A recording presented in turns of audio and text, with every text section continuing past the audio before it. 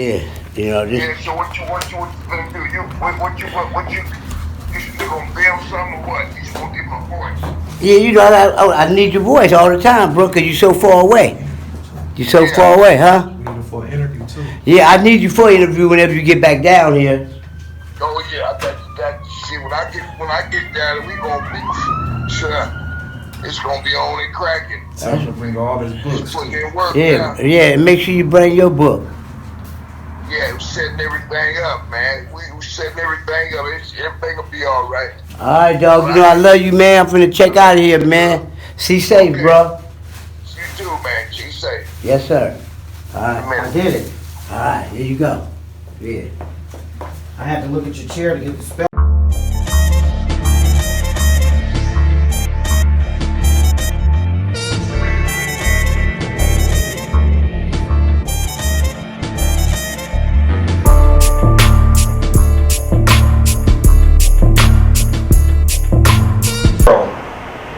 And it sent him into a tailspin.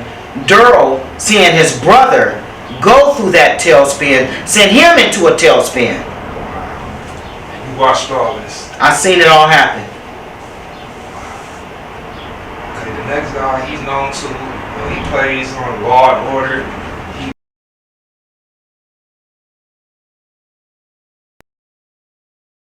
He played at New Jack City.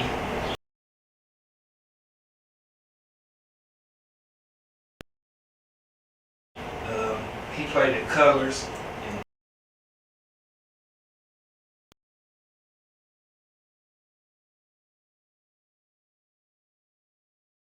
You remember Ice-T in this area back then? Yeah, because I think Ice-T went to Birmingham High. I think that was him when I went to Birmingham High. And don't quote me on that. That might be because, see, I was high a lot, so don't quote me on that. But I noticed that he's not put into the West Coast rappers a lot. They have these West Coast rapper things, and Ice-T is excluded from it. But I'm here to tell you that he got better flows than a lot of them. That he was there before Snoop, right? Yeah, way before Snoop. He was there before Ice Cube, right? Way before Ice Cube. Okay, so this is what I'm talking about. And this is happening to me in my hood. I know it's happening to Ice-T. They don't want the truth to be shown. They don't want the truth to be told. So they exclude the major leagues so the minor leagues can be shown. Right. You wasn't there. How the hell are you going to tell the history, the total history, and you wasn't there? I got homegirls now challenging me. I'm 58 years old now. The grandmother of 3. And I love them to death. Hi, Nas, Ty, and Sire. I love you guys so much. I have women now that was never able to come into the neighborhood challenging me now. I have a non-profit organization. I'm a president and CEO of No One Left Behind. I'm a grandmother of 3. I'm trying to give back to the neighborhood. There's no way I'm about to fight you, old lady, for something that I already did. I already got that title. So why would I challenge you? What you trying to get clout off me? Come on now. That's what's happening with Ice-T. They excluding him. He was there. I remember his music. And, you know, I don't know why they... Well, I know why they hating on him. Pretty much. Okay, want somebody else, and this Big Mump.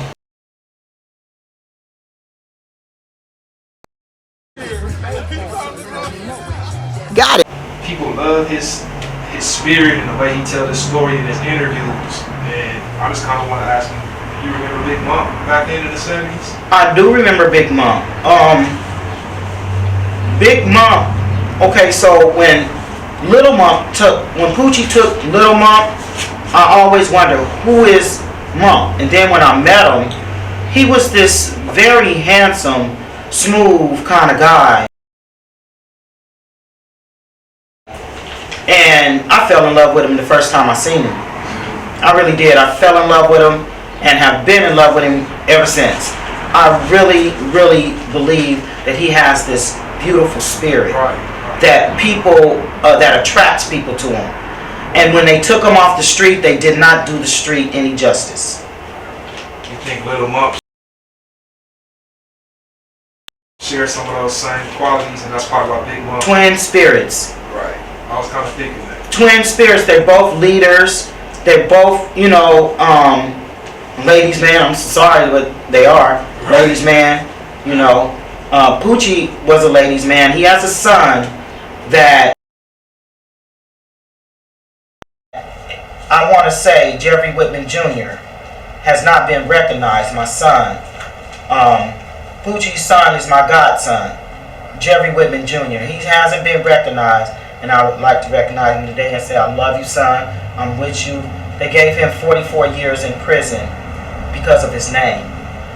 They seen Jeffrey Whitman, and they've never ever been able to put nothing on Jeffrey Whitman Sr., and they got his junior for 44 years to life.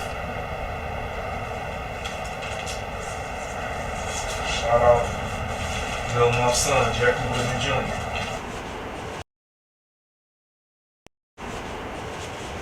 Okay, in your book, you spoke about Crip Kyle. You said Crip Kyle had problems getting home because he lived on Van Ness. So my question is, was Van Ness dangerous back then? Well, there was a blood neighborhood. He lived in a blood neighborhood, and it turns into Arlington. Van Ness turns into Arlington. So it's actually Arlington. So what happened is, it was Crip Cal that we have to used to get across Slauson. Petey, Carrie, Key to Rock. Mom had moved over there at one time. We had to always like go in a gang and go and escort them. Like, I'm on my way. Like, okay, we gonna come and escort you across Slauson.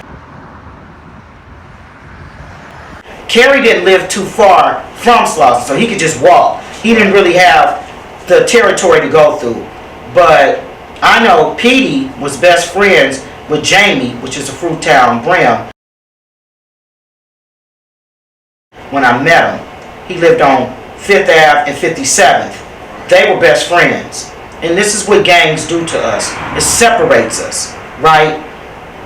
Their kids should have been able to grow up together. You know, they should have been able to stay brothers. But the colors separated them. You say on Van Ness, the blood neighborhood is right there. Are you speaking about the VNG? Yeah, the VNGs and the Fruittowns are over there too. Wendell and Kendall, the twins, live on the same block, across the street from Crip Cal. They live right across the street from Crip Cal. So it was like, you know, he would, like I said, we'd have to escort him home to make sure he got home safe. And it was a certain time he went home, like in the middle of the night or early in the morning when everybody sleeps. So we had to be strategic getting him home. So would you say that the VNGs were a factor back then, in your opinion? They were a factor, and then we wiped them out. Yeah, we wiped them out. We went and took over Van Ness Park. So it was hundreds of us on 3rd Ave. This is at this time I was actually Vondre Ziegler, which is a Fruittown Brim. I was his girlfriend, right? He used to swim at Van Ness Park all the time. Him and Fat Boy Chris would swim at Van Ness Park. They Fruittowns, right? Lived on 5th Ave and 57th. All of the homies is on 3rd Ave saying, you know what? We want to go swimming, and we can't go swimming because the Bloods run the park. So what happened was, Poochie said, Lisa, better go tell Vondre to get his ass out that pool and get the fuck out of there because we on our way. He gave me that grace. I took off running. Remember I told you I ran track for Westchester. Took off running. I said, Vondre, they on their way. You need to get out of this park and you need to make an alliance. He couldn't even get his swimming shorts off before the park was surrounded. We had soldiers on 2nd Ave in Slauson. We had soldiers on Van Ness in Slauson. We had soldiers all the way up Van Ness heading to 54th and Van Ness. And then you go down 54th to 2nd Avenue. We had soldiers there lined up down 2nd Avenue. We took the park over. There was no more VNG Park. It became a 60 park that day. And we held it for years until that new generation came. Oh my God, that new generation. Okay, now, everybody wants to know about when the A-Trays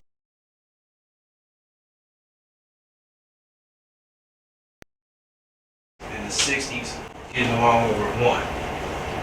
Can you tell us about that, Tara? Yeah, like I said, Cody was in my class. We were class clowns, and I used to go to Vivian's. It's on, it was a hamburger stand right on 79th, I believe, and Western. We used to go hang out at Vivian's all the time. We used to be able to go to, I think it was called the Soundtrack or some shit.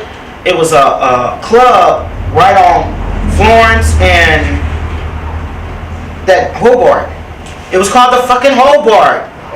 We was able to go to the Hobart Club. It was in a neighborhood. Okay, now, the cause that, a lot of people said on the internet was the death of Big Rick's little brother, Tyrone.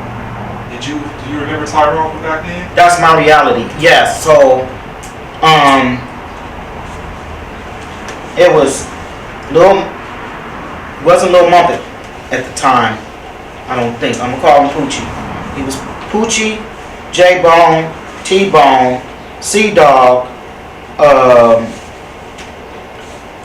Who else was there? Carrie and Petey was there because I'm gonna tell you the story of how they came. But they were there that day, and when we found out that the death happened, we were trying to figure out, like, how is this gonna work out? These are the homies, right? Really, we got along. How are we gonna make this right? So let me tell you what happened. They big homeboy Melvin Farmer. He went to prison, right? When all of this was happening, right when it happened, he caught a case. He left and went to prison.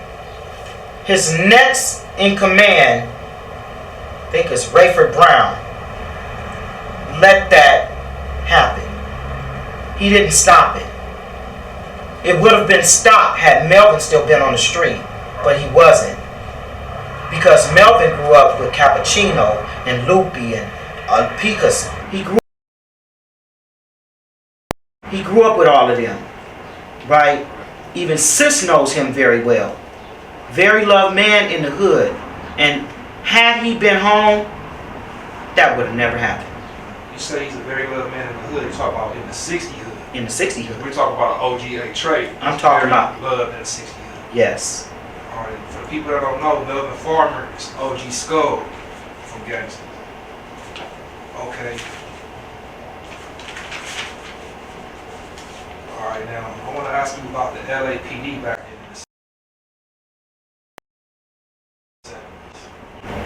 Were they assholes? Fucking Shepherd. I remember this dude's name. Oh my God. So they made a unit called C.R.A.S.H. I can't remember all of the acronyms, words, but that H means hoodlum. That's the one I remember. In that acronym C.R.A.S.H, that H means hoodlum. They want to round up hoodlums like cows now. And this heifer, excuse my language, excuse me, Nancy Reagan,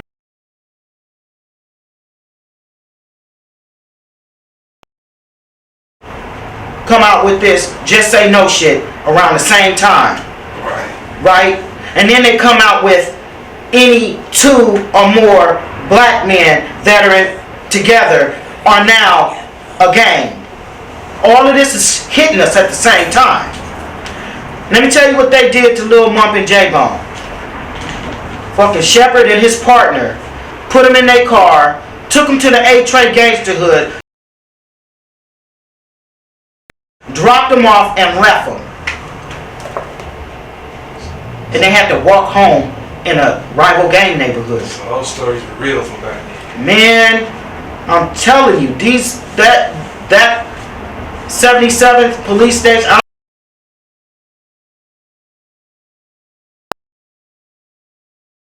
don't even know why it's still open. They really violated a lot of our civil rights. My nephew Maurice was having a birthday, 12 years old, birthday party right here on 3rd Avenue. It was hundreds of people on the block. That's how we do it. Right here on 3rd Avenue, that's how we do it.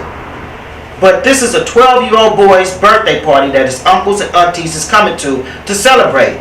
That damn Connie Chung. Let me tell you how the Notorious got put on there. Connie Chung came on my block by my mama's house and said, "We're here in the Notorious Rollin 60 neighborhood." She named us Notorious. Connie Chung did. And it's stuck. And it stuck. We became Notorious Rollin 60s then. So I told you how the Rollin got put there. I told you how the Notorious got there. Now let me tell you how the rich got put there. Them overhills. The homies seen how they was living up there and said, "I'm going to get me a house like this. I'm going to get me a house like this." And they did. Keystone bought a house up there. The homie Big U bought him. It's a lot of them that live up in the... You just spoke about the LAPD and the crash from the 70s.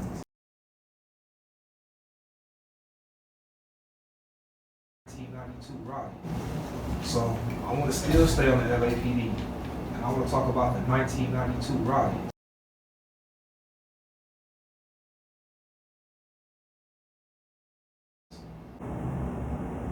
Do you remember what you were doing during the 1992 riots? Where you were?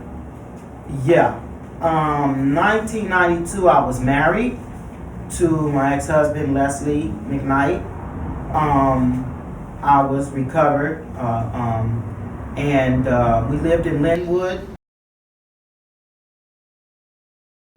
And when the riots broke out, my ex-husband had to catch the bus to Hollywood to go to work.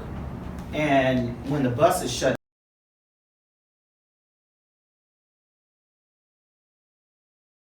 down, he was not able to go to work.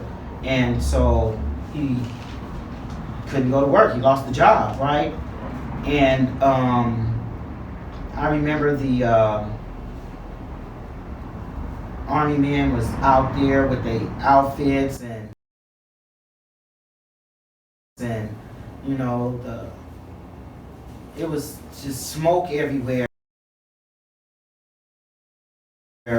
fire everywhere, people running out of the store grabbing beer and whatever they can grab. And you know, I seen trucks with appliances going down the street.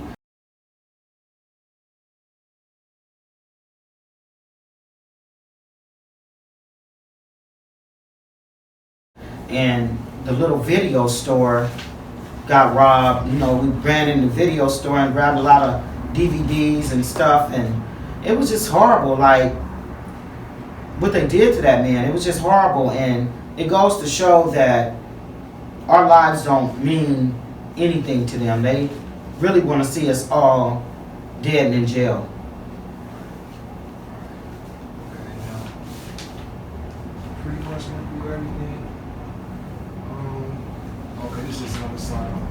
Was the sauce and swap meet, did it exist in the 1970s? No. No sauce and swap meet? No, that wasn't there. Okay. Now back then, out of your homeboys or just the West Side Crips or just anybody on the West Side or East Side, who was the guys that were buff or swole back then to you? That was Tookie and Jamel. Tookie and Jamel were the buff people. Okay, now, did you ever see Raymond Washington on this side of town? No. All right, now you mentioned in your book about sitting at a park, going to Crip meetings. Who were some of the Crips back then that were going to those famous Crip meetings and sitting at a park that stood out?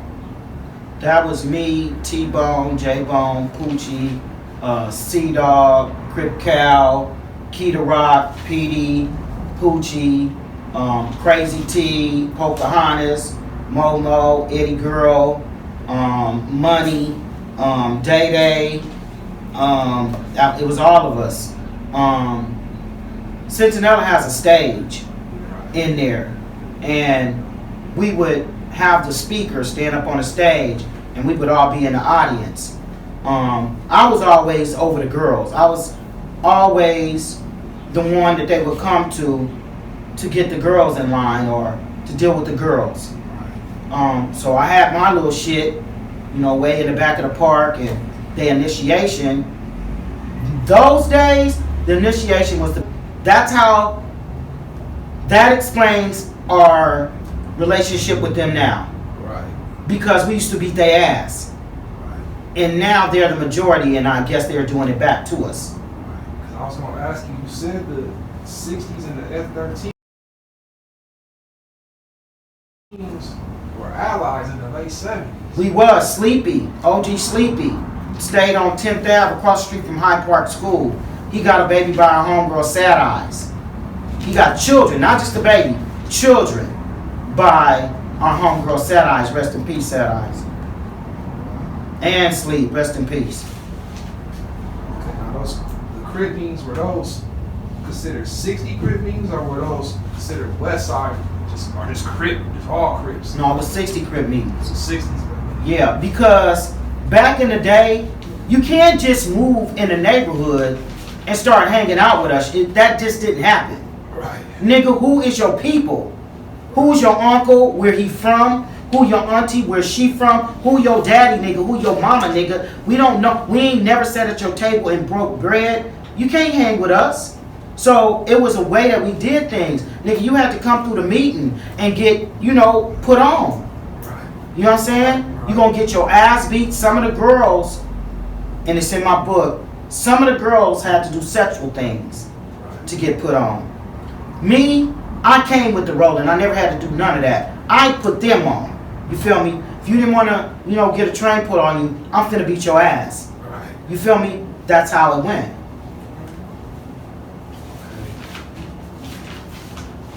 Do you remember the 5-6 syndicates back then?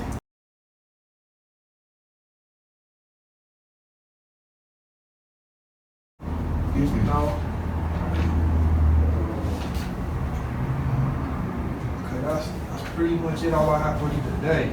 But I wanted to ask you, since you're an OG, triple OG, 6 leg, you have a message for like the young black girls that want to be future 6 legs and Crips, and they running around wearing blue and saying "cuz." Do you have a message for those black teenage girls today? Don't do it.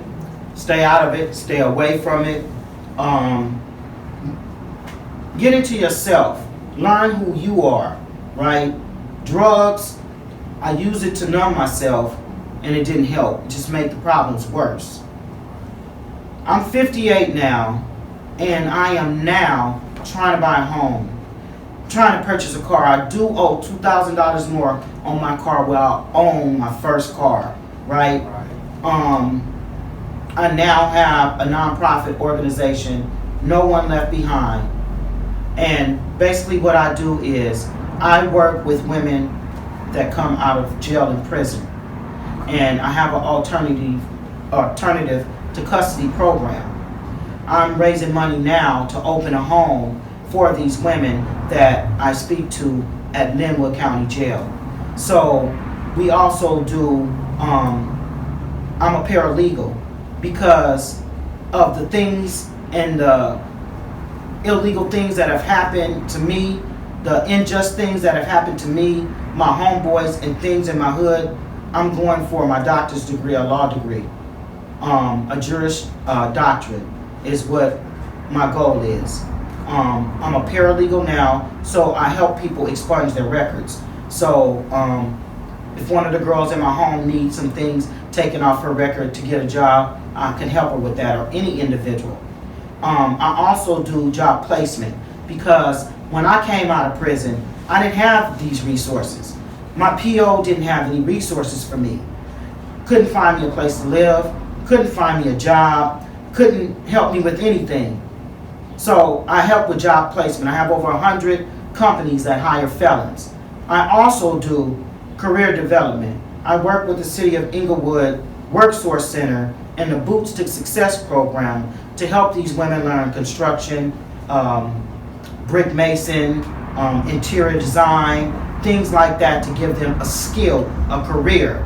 Some of them might want to go to work, some of them might want to build a career. Some of them might want to build their own business. I'm here to show them all of that. I'm using myself as a template from where I was to where I am now. President and CEO of No One Left Behind. Okay. Well, we get out of here. You want to just tell us the name of your book again?